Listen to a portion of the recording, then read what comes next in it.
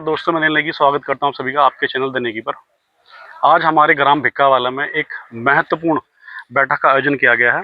इस बैठक में हमारे क्षेत्र में फसलों में हो रही बीमारियां जैसे कि गन्ने पे जो है रेड रोड और टॉप बोरर की समस्या जो है उत्पन्न हो गई है, और इसके लिए जो है हमारे क्षेत्र के जो द्वारिका शुगर मिल है, इसके सुपरवाइज़र इंद्रजीत गिल और प्रबंधक जी जो है यहाँ पे आए हैं, और उनके द्वारा जो है इन बीमारियों से बचाव और उनके लिए सस्ती दवाइयों का जो है जो दवाइयाँ हैं उसके बारे में बताया जाएगा, और बीमारी से कैसे बचाव करना है इसके बारे में बताया जाएगा। तो चलिए शुरू करते हैं आज की बैठक।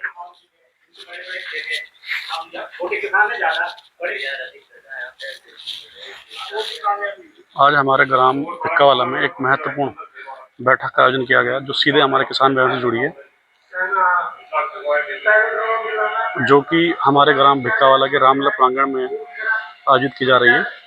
इस बैठक में द्वारिका शुगर मिल के प्रबंधक एवं सहायक प्रबंधक श्री इंद्रजीत गिल किसान भाइयों को गन्ने की फसल में लगने वाली बीमारियां जैसे रेड रॉड और टॉप बोरर के बारे में विस्तृत जानकारी देंगे, और साथ ही किसानों को इन बीमारियों से बचाव के लिए सस्ती और असरदार दवाई की जानकारी भी दी जाएगी, ताकि किसान अपनी फसल की रक्षा कर अधिक उत्पादन प्राप्त कर सके।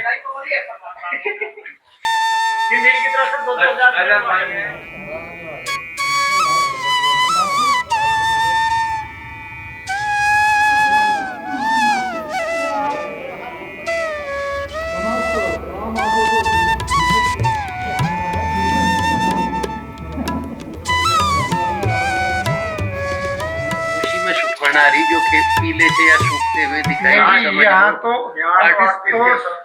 तकरीबन 95% है आरती से हाथियों के चक्कर में, क्योंकि उसका रीजन है यहाँ जंगली हाथी आते ना, तो जंगली हाथी वो उस जने को कम खाते हैं।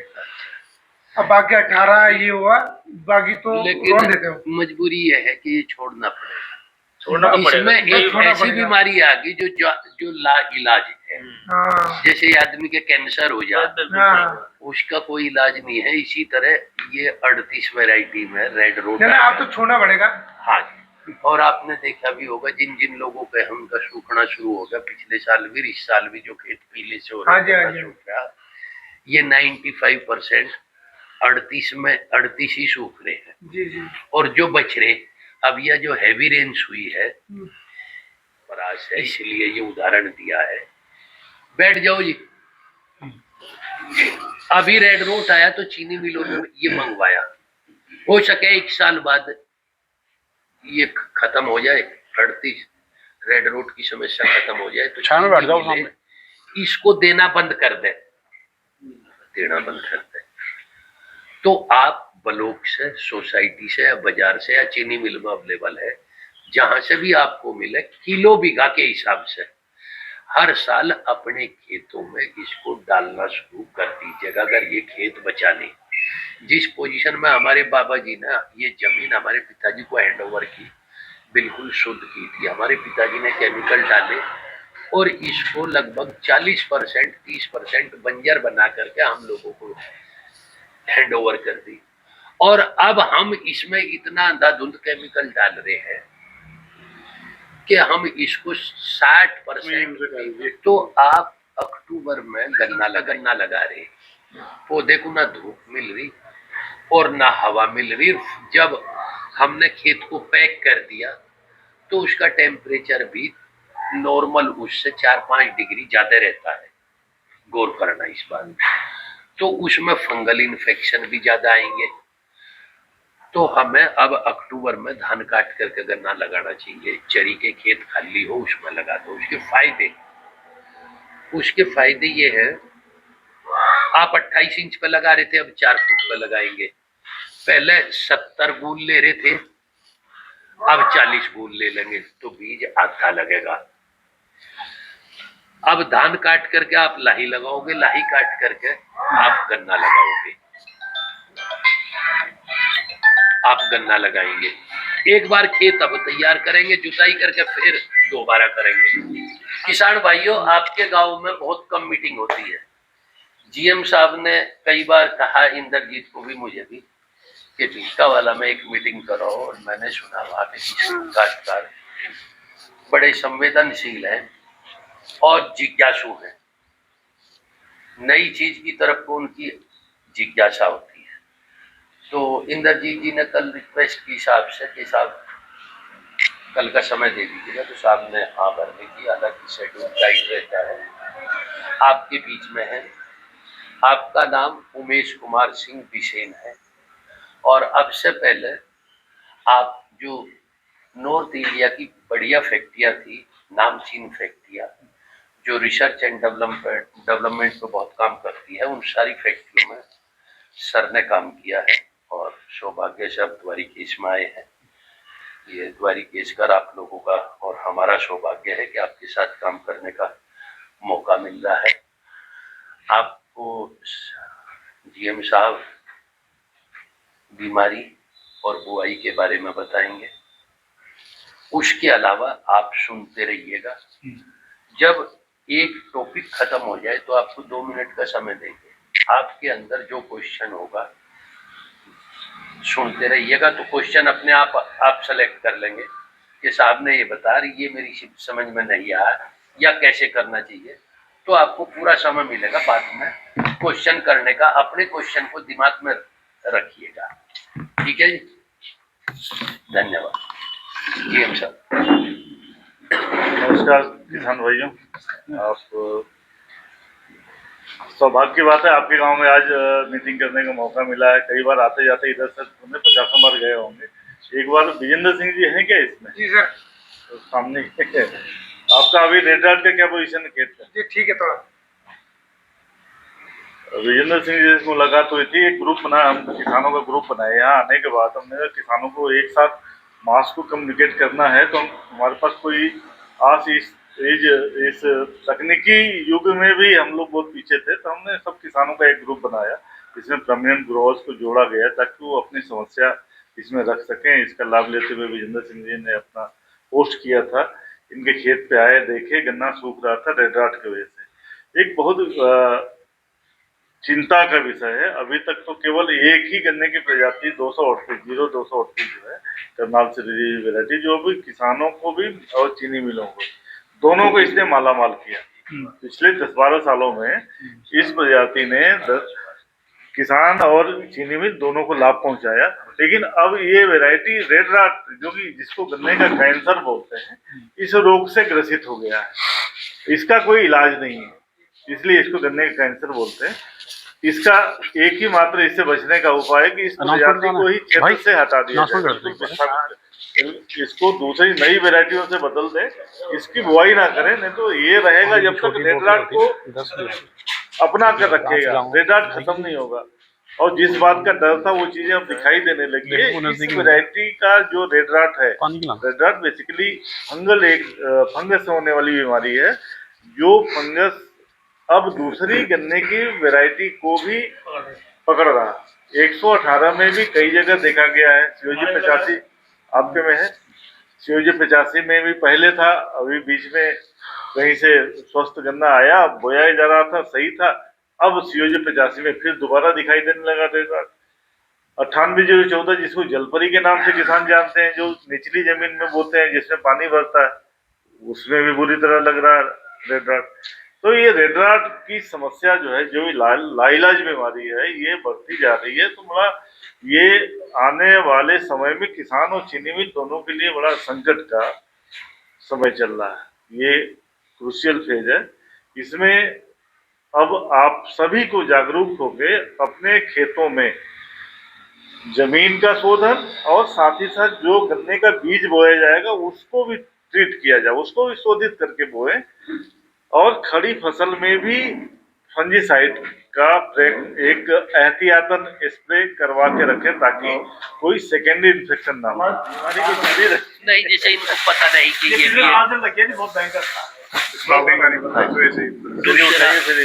हाँ, प्राइमरी सिम्टम्स ये है और अब का ये है, तीसरा ये है।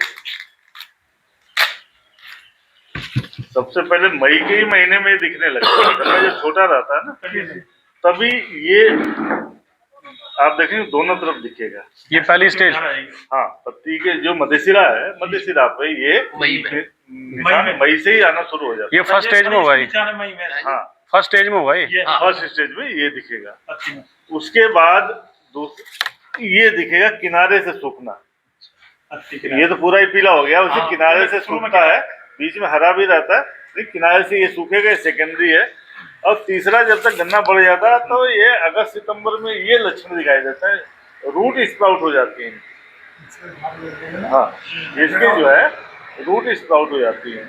और जो मई के महीने में ये लक्षण दिखाई देगा ना, वो प्राइमरी इन्फेक्शन का होता है, यानी वो या तो बीज जनित होगा या भूमि जनित होगा, जिसमें मई में ये लक्षण आएगा। सेकेंडरी इन्फेक्शन भी होता है, इसका द्वितीयक संक्रमण। सेकेंडरी इन्फेक्शन पानी द्वारा, या आप किसी रोगी खेत में गए, आपके जूते में, चप्पल में, पैरों में मिट्टी लग गई, मिट्टी के अंदर फंगस रहता है, ये 2-2 साल तक जीवित रहता है। इसके माइसीलियम आपके हेल्दी स्वस्थ खेत में चले जाते हैं, वो मल्टीप्लाई होता है और बाकी के गन्नों में वो इन्फेक्शन देता है। वो सेकेंडरी इन्फेक्शन हवा से, पानी से, जानवर से, आदमी से, कैसे भी वो चला जाता है। और क्योंकि आपका गांव इधर ऊंचाई पर है, इधर से रेडराट का पानी, रेडराट के खेतों में से पानी जाएगा, तो नीचे की जो भी गन्ना होगा उनमें भी वो इन्फेक्शन देते हुए जाएगा। अब इन दिनों में आप इसको अगर खुरच के देखेंगे, जब वो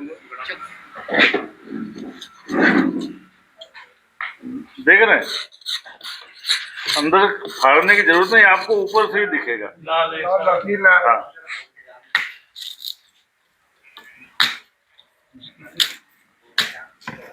दो से देखो, सिरके जैसे गंध आ रही है। ये पूरा फंगस जो है इसको बुरी तरह प्रभावित कर दिया। अब ये खत्म, धीरे सूख जाएगा। तो बिल्कुल लकड़ बन जाएगा, पूरा सूख जाएगा। लकड़ भी कहा ब्लेड से भी बदतर हो जाएगा। इसको जो है आगे और ना फैले, इसको खेत से निकाल के, अभी जिन मूड़ों में दिखाई दे रहा है, जड़ सहित बाहर निकाल के इसको जला के खत्म कर दें। और जहां पे उखाड़ रहे हैं, क्योंकि एक अदृश्य बीमारी है ना, ये दिखते नहीं है इसके फंगस, तो उसको जगह को सैनिटाइज करने के लिए ब्लीचिंग पाउडर, चीनी मिल आपको फ्री ऑफ कॉस्ट दे रही है। ब्लीचिंग पाउडर उस जगह पे बुरक के मिट्टी में ढक दीजिए मिट्टी से। जब ये खेत खाली हो जाए, जो स्वस्थ बचेगा उसे सप्लाई कर दीजिए। जो खेत खाली हो जाए, जब पूरे खेत में ब्लीचिंग पाउडर 2 किलो बीघा के हिसाब से फैला के पानी भर दें और ओट आने पे उसको मिट्टी में मिला दें। उससे होगा कि आपका खेत सैनिटाइज हो जाएगा, ये इसके फंगस खत्म हो जाएंगे। उसके बाद भी आपको उसमें तुरंत गन्ना नहीं लगाना, एक दूसरी फसल लेने के बाद फिर आप उसको गन्ना लगाना, तब ये खत्म होगा। दूसरे गन्ने में ये ना जाए, इसके लिए जिन खेतों में लगा उसकी मेड़बंदी कर दें, संभव हो सके तो, क्योंकि इतना ज्यादा बारिश हो रही है, कितना भी मेड़ बनाएंगे वो पानी रुकेगा नहीं, जाएगा ही जाएगा। तो उसको ऐसा डिस्चार्ज करें, किसी गन्ने खेत में ना जाके किसी से ऐसे भी नदी नाले में चला जाए, क्योंकि ये पानी से भी फैलता है। जैसे पहले भी बताया हमने, जानवरों से फैलेगा। और इस प्रजाति की बुआई ना करें। जितने वैरायटी का नाम लिया जिसमें रोग लग रहा है, COJ 85 हो गया, 238 है, 118 को भी अब कम करने की जरूरत है। जो भी बुआई करें शोधित करके बोएं, स्वस्थ खेत से बीज लें। जिस खेत से बीज लें वो खेत में अच्छी तरह देख लें, कहीं से भी एक भी मूढ़ा रेड राट का ना हो। तमाम वैरायटी आ रही है। इस वर्ष भी एक वैरायटी रिलीज हो रही है, 19-231। इसके पहले 18-231, 17-231 रिलीज हो चुकी है। 16-202 है लखनऊ की वैरायटी, 14-201 है, 13-235 है, और तमाम वैरायटी है। बीज भी आपके क्षेत्र में काफी हो गया है। बीज में मिल में तो छोटा सा फार्म है, जो मिल का मिल दिलाएगी हमें। हाँ। तो किस रेट में मतलब दिलाएगी? बीज का रेट देखिए, जो रेट हम ट्रांसपोर्ट सब्सिडी देंगे, ट्रांसपोर्ट देंगे। और कोई वैरायटी जैसे मान लिया हमको 1000 रुपया कुंतल मिल रही है, जिस रेट में मिलेगा उस रेट में हम ट्रांसपोर्ट सब्सिडी देंगे। क्या देते हैं ट्रांसपोर्ट सब्सिडी? ट्रांसपोर्ट तो नहीं लेते किसान से, नहीं, हम बाहर से बीज मंगा के देंगे तो आपके यहाँ ट्रक आ जाएगा, आपको जो रेट जैसे वैरायटी के ऊपर हमने 16,202 है वो 800 रुपये में तय हुआ, 650 में 800 में तय हुआ, 850 में हुआ जी। अच्छा, आप- एक विद ट्रांसपोर्टेशन है, मतलब ट्रांसपोर्टेशन नहीं है, केवल बीज का बीज खेत में जिस साइड पे किसान के फार्म पे मिलेगा वो। किसान के फार्म जहाँ तक गाड़ी आ जाएगी, गाँव में आ जाएगा अगर जैसे 8-10 अच्छा ऐसा है, आपको मैं बताऊं, 18,231, 16,202 हम बाहर से लाएंगे, पिछले साल भी लाए थे, कम है, पूर्ति नहीं होगी। किसी काश्तकार को हम 1 एकड़ या 2 एकड़ का बीज नहीं देंगे, 1 बीघे का या 2 बीघे का बीज देंगे, नर्सरी ताकि तैयार कर देंगे, अगले ताकि साल सबके आपके पास पास घर का। अच्छा, मेरा बीज हो जाएगा। और ये जानना था कि CSR फंड के अंदर पहले सड़कें बनाई जाती थी किसानों के खेतों के बीच कभी में। नहीं बनी, तो वो- CSR से नहीं बनती है, वो गन्ना विकास परिषद से बनती थी। अच्छा, वो जब इसके पहले भूसरेड्डी जी थे तभी उन्होंने ये गन्ना विभाग में जो सड़क बनाने का जो विभाग था, इंजीनियर वगैरह रखते थे, सबको उन्होंने हटा दिया और वो काम PWD को ट्रांसफर कर दिया। वो PWD में वो जो भी फंड आता था पहले बनता था 50% गन्ना विकास परिषद, 50% गवर्नमेंट। हमारे यहाँ की ना ये भी एक बहुत बड़ी समस्या है कि खेतों के बीच में सड़कें बहुत खराब है। अब वो सोसाइटी से खत्म कर दिया जी गवर्नमेंट। अच्छा, उसमें हम भी देते थे 25%। इसलिए 2 साल से देख रहा हूँ, 2 साल से नहीं हो रहा। नहीं हो रहा। एक पर्पज है, क्यों बैठा है वो बैठा है कमाने के लिए। तो उसका आप जब उसके पास जाएंगे तो उसकी ये मंशा होगी कि हम जितनी ज्यादा से ज्यादा इसको इनको दे दें ताकि उतना ही हमको प्रॉफिट होगा। हमारी मंशा है कि आपका गन्ने में रोग कीड़ा बीमारी से आपका गन्ना बचे, आपका पैदावार बढ़े, ताकि हमारा भरपेट हमको गन्ना मिले। हम कुछ दवाओं पे आधी छूट दे, रेड रॉट की दवाओं पे 50%, चाहे ट्राइकोडर्मा हो, चाहे थायोपिनेट मिथाइल हो, चाहे एजोडीजो हो, सब 50% में दे रहे थे। हम टॉप बोरर के लिए जो दवा दिए उसमें आपको 10% दिए।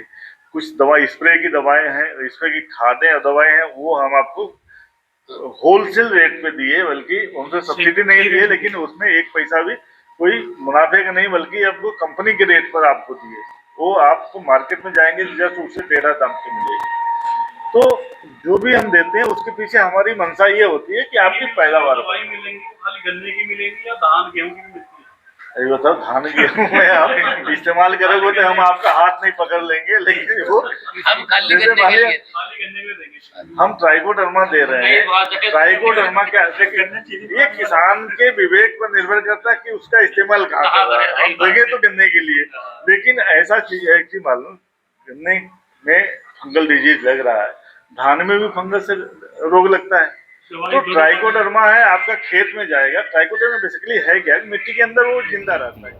तो सारी पेटी में आप गेहूं बो सकते हो। तो सर कहाँ हो जाएगा 10 दिसंबर के बाद? उसके बाद हम जुताई भी करेंगे, प्लेओ भी करना है, फिर गेहूं बोया जाएगा। ये- हम तो जनवरी में हो जाएंगे। मैं गन्ने में तो काश्तकार इतना एडवांस है, खड़े गन्ने में पानी देकर पड़ेवा कर ले और काट और के निकालेगा कैसे सर? अच्छा, मैं ना एक सवाल जानना चाह रहा था निकालेगा कैसे खेत? कि क्या मिल की कैपेसिटी कम है क्या, जिसकी वजह से पर्चियां लेट आती हैं किसानों को? नहीं, कम फिर नहीं है। क्या वजह है, फिर हमारी पर्चियां लेट आने की वजह क्या है? requirement 1,35,00,000 की है और गन्ना मिला हमें 87 लाख क्विंटल, 87 लाख क्विंटल मात्र। हाँ, और रिक्वायरमेंट हमारी 1,35,00,000 की है। हमारी 75,000 क्विंटल पर डे कैपेसिटी है और 72,000 का हमारा एवरेज आया। देखो जी, ऐसा होता है कई बार, तो क्या होता है ना, किसानों का गन्ना खड़ा है, पर्ची नहीं आ रही है, मजबूरी में गन्ना काट के कोलू में डालना पड़ रहा है क्योंकि खेत खाली करना, वो भी तो एक रीजन है। अगर आप जल्दी पर्चियां देंगे तो आपका भी, आपके टारगेट पूरा होगा और किसानों को भी सारा गन्ना मिल पे जाएगा। नहीं है कि सबका पेड़ी एक दिन में खरीद रहे, क्षमता भर तो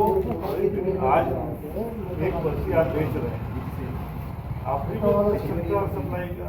दूसरी पर्ची आपको जो आती है जब फैक्ट्री को, मतलब कैलेंडर जो बना हुआ है सोसाइटी का, पूरे प्रदेश का एक सिस्टम के साथ बना हुआ है। 1 से लेके 6 तक आपका पेड़ी लगी है, 7 से लेके 12 तक पौधा लगा हुआ है।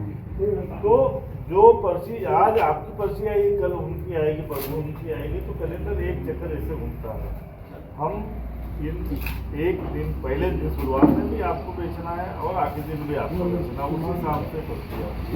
तो आपके हिसाब से आपकी जगह पर हम भी होते तो हम भी चाहते हैं कि आज आएगा तो कल को दूसरी आ जाए, तो तीसरे दिन जल्दी से जल्दी खत्म हो जाए, लेकिन मिल को। दोस्तों ये थी हमारे ग्राम पंचायत भिक्कावाला में किसान भाइयों की और क्या नाम है हमारी जो शुगर मिल है दौर के शुगर मिल के पदाधिकारियों के साथ, जिसमें कि उनके जनरल मैनेजर और अन्य कर्मचारी भी आए हुए थे। इसमें इन्होंने जो है हमारे यहाँ जो गन्ने में उत्पन्न जो बीमारियां हैं जैसे रेड रोड हो गया, टॉप बोरर हो गया, इससे बचाव के सुझाव उन्होंने दिए हैं और साथ ही निवारण के लिए दवाइयों का इस्तेमाल किस तरह से किया जाएगा, इन सब चीज़ों के ऊपर जो है इन्होंने लोगों को जो है समझाया और इसका उपयोग कैसे करना वो बताया। अगर आपको जो है इसी तरह की इन्फॉर्मेटिव वीडियोस और हमारे ग्राम की सच्ची घटनाओं को देखना है तो इस चैनल को जरूर सब्सक्राइब कर लें। और अगर आप चाहते हैं कि हम आपके मुद्दों को भी उठाएं तो हमें कमेंट में ज़रूर बताएं आप किस तरह के मुद्दों को उठाना चाहते हैं। और मिलते हैं अगली वीडियो में, तब तक के लिए जय हिंद, जय भारत, जय उत्तर प्रदेश।